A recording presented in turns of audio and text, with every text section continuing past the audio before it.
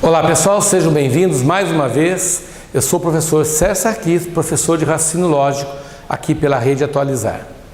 Dando sequência ao nosso curso de lógica proposicional, nós vamos entrar agora no chamado estudo das proposições compostas.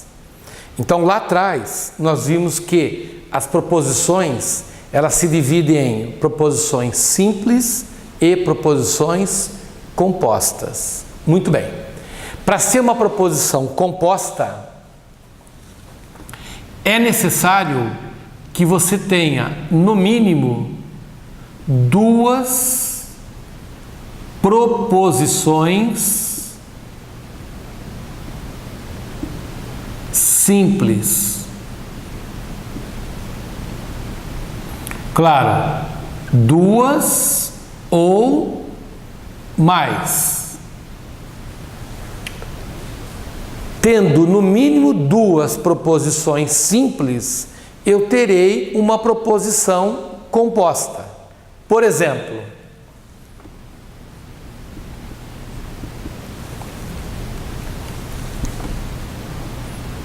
Joana gosta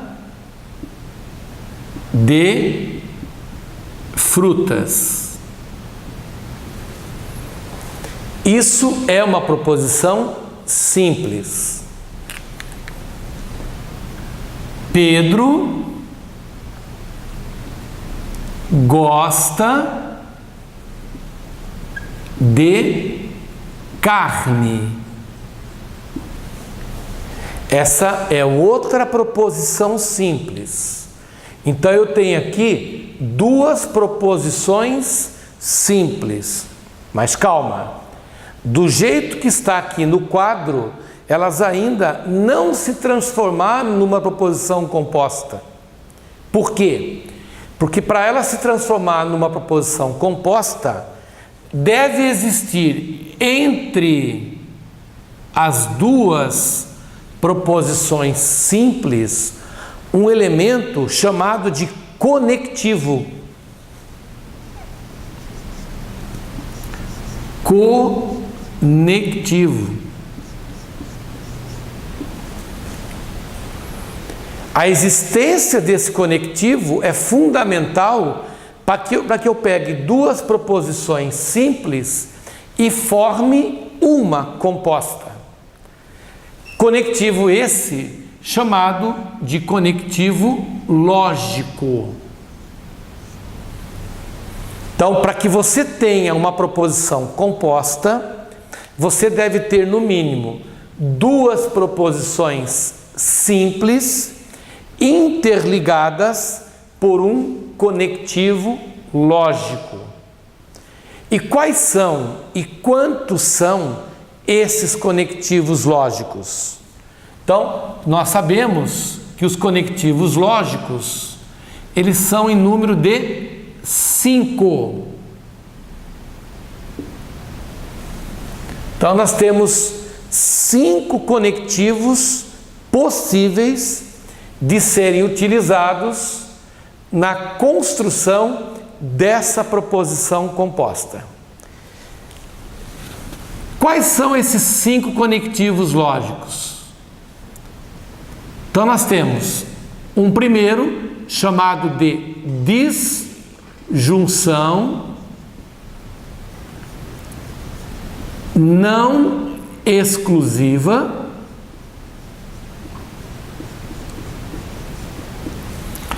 um segundo chamado de disjunção exclusiva. Nós temos um terceiro que se chama conjunção.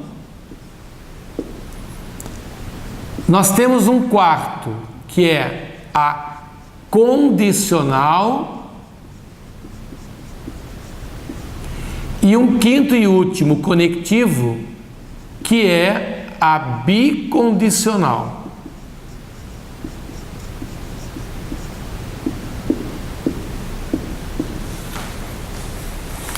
Então, esses são os 5 conectivos lógicos que nós utilizamos para interligar uma proposição simples a outra proposição simples, construindo assim a chamada proposição composta.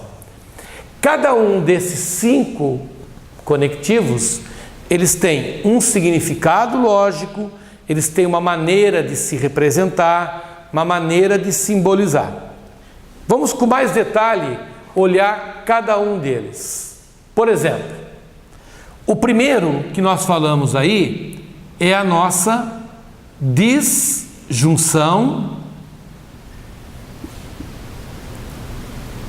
não exclusiva.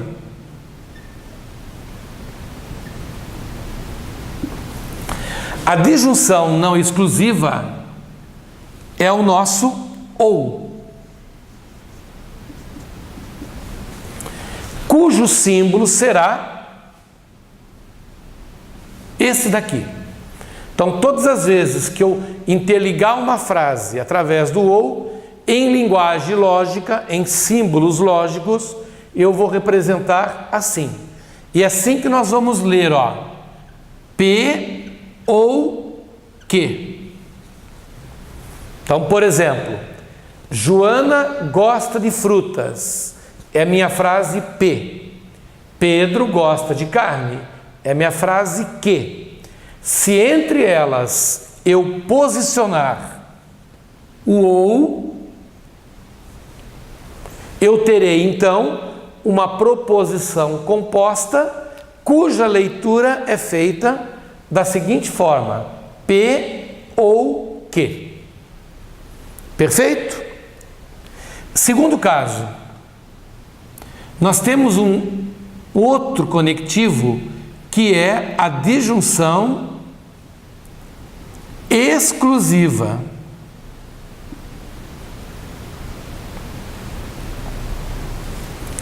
Cuja leitura é feita assim, ó. Ou.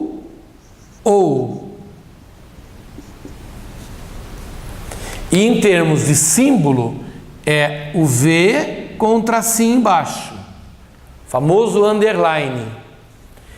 Então, para eu construir uma frase desse tipo, a leitura seria assim, ó. Ou P ou que. Bastaria eu chegar aqui e colocar assim, ó.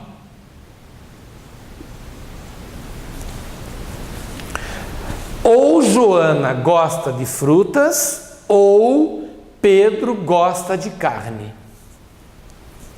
Então, esse é o segundo conectivo que a gente utiliza, é a chamada disjunção exclusiva.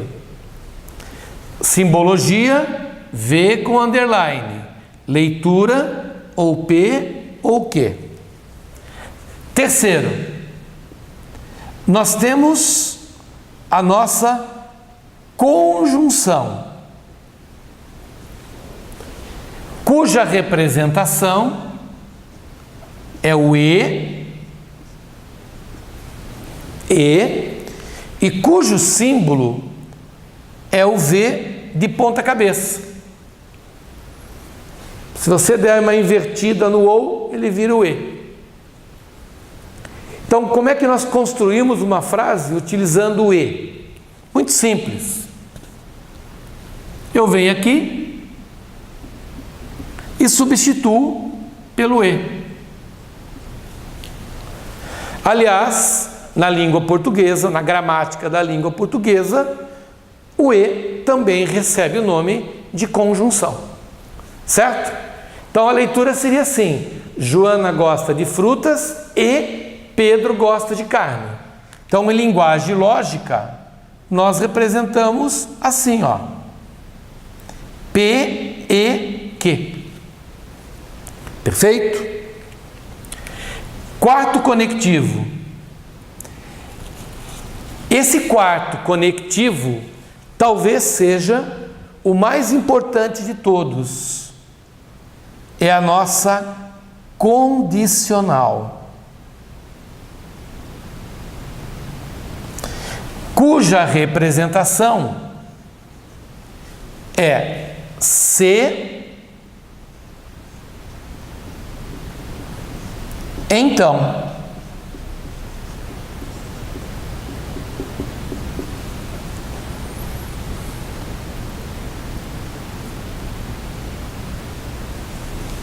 Em linguagem lógica, o conectivo da condicional é o conectivo da setinha. Setinha de um único sentido, né? De P para Q. Condicional CP, então Q. Poderíamos escrever assim. Se Joana gosta de frutas, então Pedro gosta de carne. Perfeito? Quinto e último caso é o conectivo da bicondicional.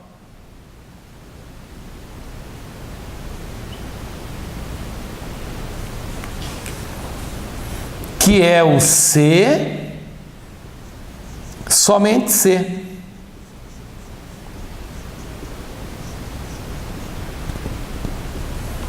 Cuja representação, cuja linguagem lógica é a setinha de duplo sentido.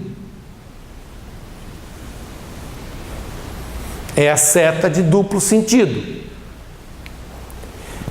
Joana gosta de frutas, C somente C, Pedro gosta de carne. Então nós tiraríamos essa parte aqui, inicial, e entre uma proposição e outra,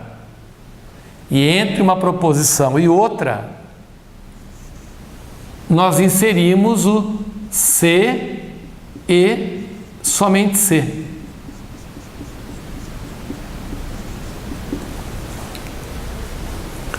Joana gosta de frutas, C e somente C, Pedro gosta de carne. Então, é muito importante que você aprenda a representar as proposições em forma de linguagem lógica. Quando todas as vezes que durante as aulas, durante os exercícios, eu disser, vamos representar em forma de linguagem lógica, é nessa linguagem, é na representação dos conectivos, né? Aqui eu tenho o nome do conectivo, linguagem escrita. Aqui eu tenho ele representado em linguagem lógica. Todas as vezes que eu falar, vamos transformar a frase em linguagem lógica, você vai ter que convertê-la para esse formato aqui. Perfeito? Uma coisa importante, nós vamos estudar cada conectivo separadamente.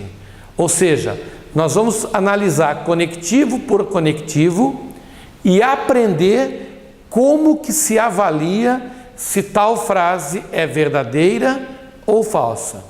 Nunca se esqueçam que o objetivo da lógica proposicional é de avaliar as proposições em verdadeiras ou falsas.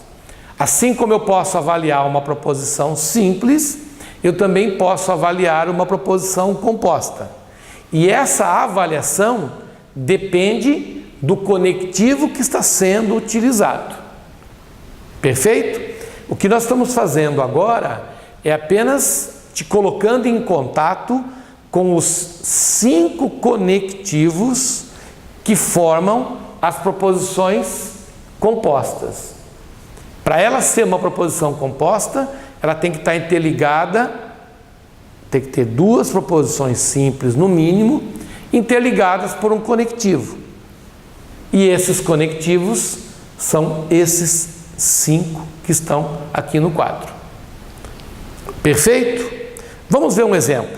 Vamos ver como é que a gente aplica isso que nós acabamos de ver, tá? Então vamos colocar uma situação aqui, ó, para que a gente possa mostrar como que se trabalha com isso daí, né? Então vamos apagar isso daqui.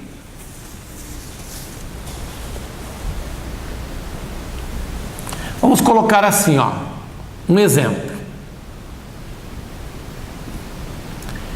Se estudo ou pratico esporte,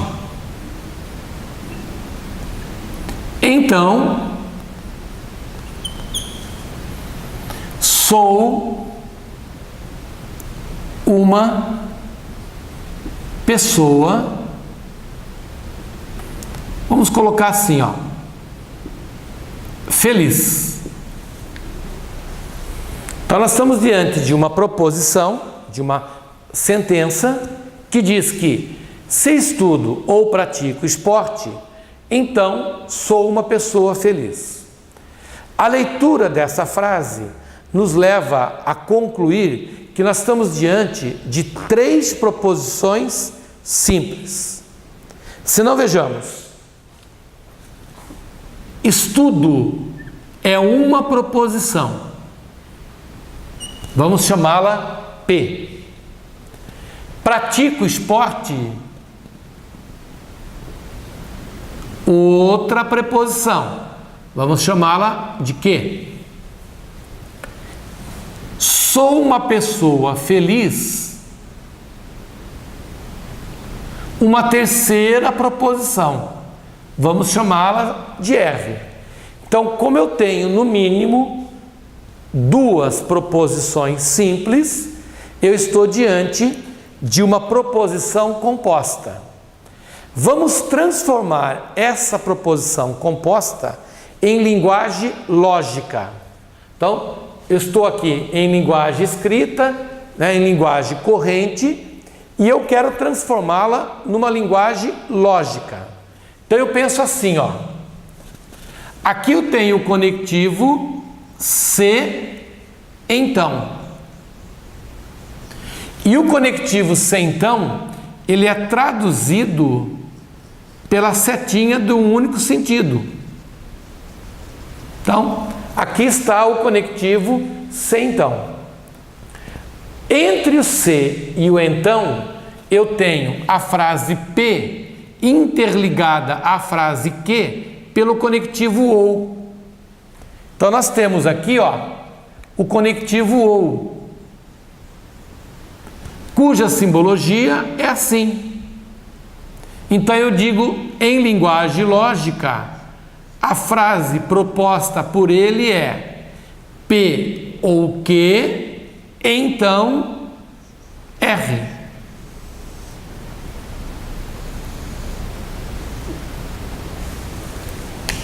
É assim que você converte uma frase na linguagem escrita em linguagem lógica. Você primeiro identifica quais são as proposições simples envolvidas e depois converte essa linguagem escrita em linguagem lógica. Perfeito? Vamos para um segundo exemplo. Vamos ver como é que nós poderíamos fazer a representação de uma segunda frase. Ok? Vamos lá. Vamos supor que eu tenha a seguinte frase.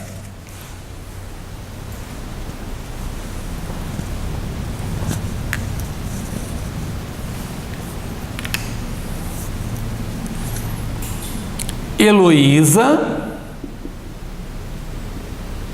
é alta ou morena, vírgula, e gosta de biologia.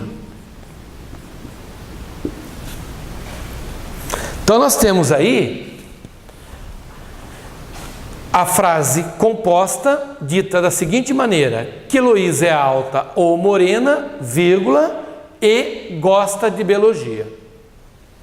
Perfeito? Muito bem. Então eu consigo identificar nesse exemplo o seguinte: que Heloísa ser alta é uma primeira frase. Que Heloísa ser morena é uma segunda frase. E que gostar de biologia é uma terceira frase. Então, eu consegui identificar aí as 3 frases. Perfeito? Muito bem.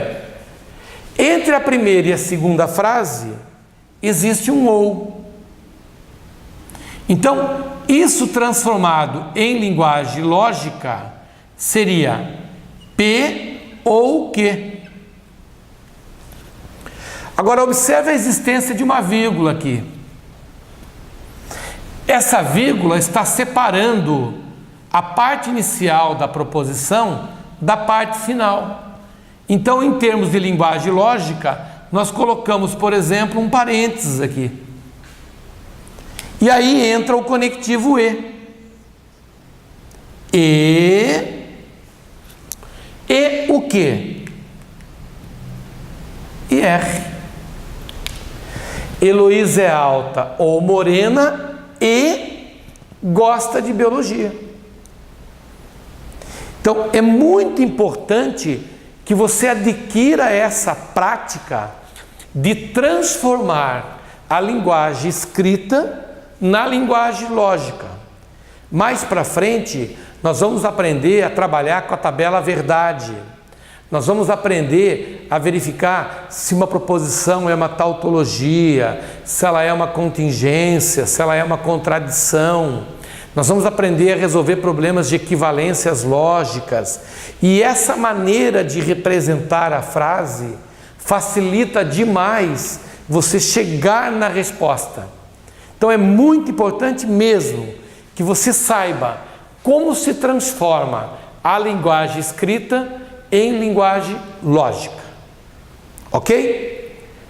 No nosso próximo encontro, nós vamos aprender o significado do que vem a ser tabela verdade. Nós vamos ver para que serve a tabela verdade, como se constrói a tabela verdade, para que a gente possa, então, analisar separadamente o comportamento de cada um dos 5 conectivos lógicos. É muito importante que você entenda o que é a tabela verdade, para que você possa depois entender como se constrói a tabela verdade de cada um dos seus 5 conectivos lógicos. Mas isso é assunto para a nossa próxima aula. Um forte abraço e até mais. Tchau, tchau.